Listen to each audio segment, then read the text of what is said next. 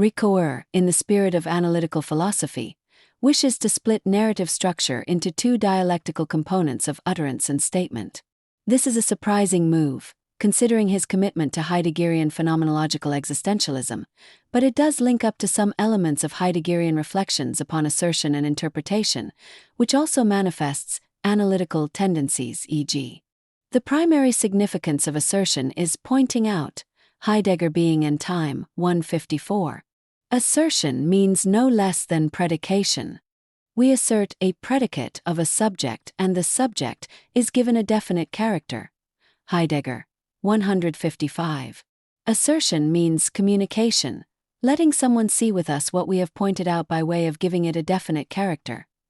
That which is shared is our being towards what has been pointed out. 155. This contrasts with the Kantian view of a judgment which, when it discusses predication, speaks of the aboutness relation rather than the fact that the subject is given a definite character. In Kant, the pointing out of the subject is also omitted, and this might be because of an unwillingness to equate the logic of conceptualization with the possible way in which we learn some concepts in relation to the identification of a subject. The third quote in the above series indicates a fundamental difference between Heideggerian hermeneutical existentialism and an analytical philosophy inspired by St. Augustine's theory of language, names, and ostensive definition. In this quote, Heidegger, for example, speaks about being, which is revealed to us in far more complex ways than the mere act of pointing out. Assertion, for Heidegger, is also a more complex matter than merely communicating a fact about an object or state of affairs. The key term for Heidegger is judgement, as a mode of interpretation of being. Judgment, in other words, is a mode of being in the world. For example, in the judgment, the hammer is too heavy. There is, of course, a prior ready-to-hand relation to the hammer, which is part of the content of the judgment, as is the intention to say something about the hammer that one wishes to replace.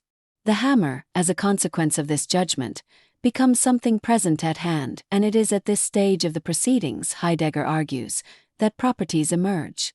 When this happens, we have abstracted from a totality of involvements, and the whole experience dwindles to the mere seeing of what is present at hand. This account of what is present at hand is to be compared with the account of the ready-to-hand, which is presented and interpreted in more positive existential hermeneutic terms. Heidegger, 158. What is being described here is a contrast between an abstract theoretical assertion and a concrete existential assertion. It is clear from this that the abstract logic of assertion is, from an ontological point of view, inadequate, hence the term dwindles. Language, for Heidegger, contains assertions but is to be conceived more broadly as discourse or talk. Discourse is existentially equiprimordial with state of mind and understanding. 160. Discourse, then, is the logos of interpretation and assertion, and can be characterized in terms of a totality of significations, expressing our Dasein, being there, in relation to being in the world. Discourse is also particularly focused upon our being with one another, 161, whose ultimate aim is not merely to say something about something but rather. Discourse helps to constitute the disclosedness of being in the world, 162. State of mind and understanding are also disclosed in discourse, along with other existential characteristics, 162, that make language as a phenomenon possible. Heidegger claims, questionably, that in ancient Greece, logos is equated with assertion and present-at-hand properties. This would not be true for either Heraclitus, for whom logos was connected with the ontological basis for identifying one thing to be logically identical to another, e.g. the road up and the road down are the same, or for Aristotle, the inventor of logic, for whom the principles of non-contradiction and sufficient reason were constitutive of the logos of a phenomenon such as assertion. Heidegger, in fact, discusses Aristotle's essence-specifying definition of man, namely rational animal, and claims that this definition disguises the existential characteristic of man, namely discourse.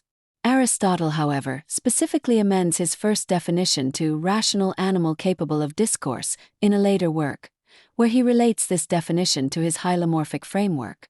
This framework refers to the importance of principles, archi, and a manifold of potentialities, powers, that can be actualized as part of the logos of being human.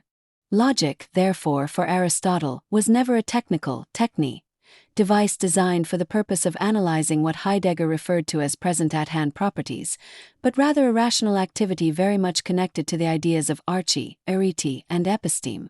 Aristotle was committed via the principles of non-contradiction and sufficient reason to an idea of truth resembling aletheia, unconcealment of being, and for Aristotle, such a disclosure of being could occur in many ways, the many meanings of being, connected to different human potentialities, powers.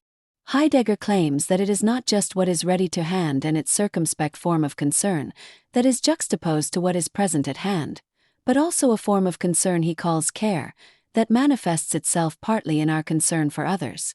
He calls this form of concern solicitude, probably because it occurs in an existential context of the anxiety every human feels at the prospect of being thrown into the world. This is not to be confused with the fear we feel at the presence of particular objects or events that occur in the world. This anxiety is related to the future orientation of Dasein, which is expressed thus. Dasein is an entity for which in its being, that being is an issue. 191. This is also an important part of the temporality of Dasein. One of the consequences of, firstly, experiencing existential anxiety in the face of being in the world, and secondly, Dasein being an issue for itself, is a being towards death, which can take authentic and inauthentic forms. This is a mode of being in which there are no longer any possible ways to be there.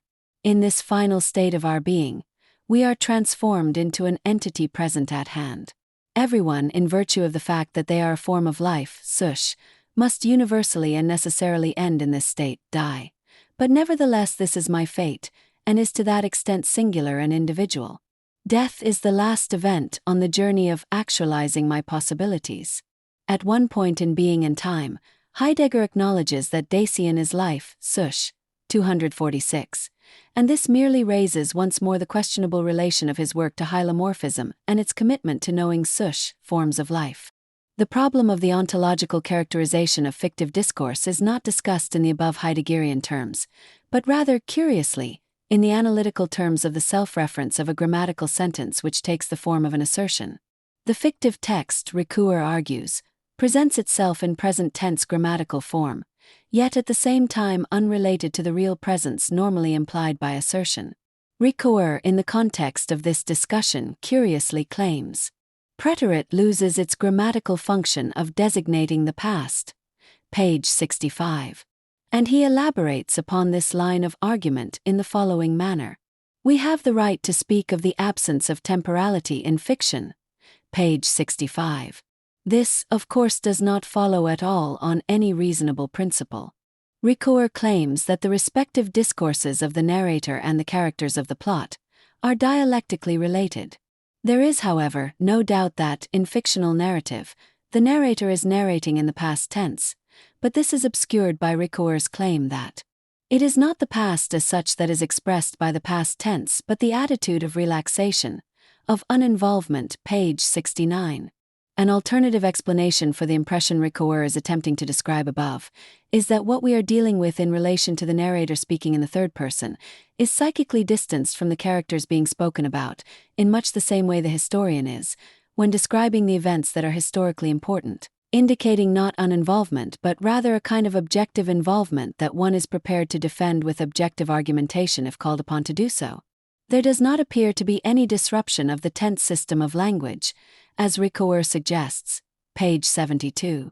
The time of fiction must have a natural and not an artificial constructed relation to both the tense systems of language and lived time. Designating what fiction is about as the quasi-past is a problematic implication of the preceding reasoning. Ricouers' reasoning shares much with the epistemological concerns of analytical philosophers over our relation to reality via our discourse. Heidegger's more existential and holistic relation to the function of discourse in all its forms in our lives is discarded in the above reasoning. The outline of a Heideggerian solution to the problem of the philosophical nature of fictive discourse lies in Ricouers' claim that the fictional text has the power to project a world. Unfortunately for Ricouers, the key to understanding what is involved in this projective power is the power of the imagination.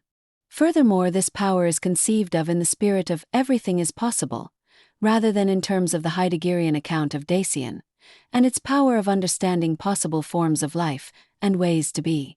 This latter is obviously a conceptual power determined by categories of judgment which determine the form of life-related judgments. The imagination obviously, according to Kant, provides schemata for these concepts, but it is the I think that is the primary power which organizes the imaginative content. Projection, therefore, is an unfortunate choice of term, and perhaps the term conceptualize would have been more appropriate. Ricouers explores, in the context of the above discussion, the differences between the time of narration and narrated time, and claims that what we are witnessing is a game with time in which the quantities of the time of narration agree with the qualities of time belonging to life itself. Page 80. The rules of the game indicate a discontinuous structure, Ricouers argues, manifesting a dangerous adventurous conceptualization, whereas a more linear continuous structure designate themes of growth and the actualization of potentialities. Portraying these forms in terms of the idea of a game thus allows Ricouers to claim that changes can be made to the rules of the game, changes which allow experiments which may even radically shatter the very experience of time. p.81.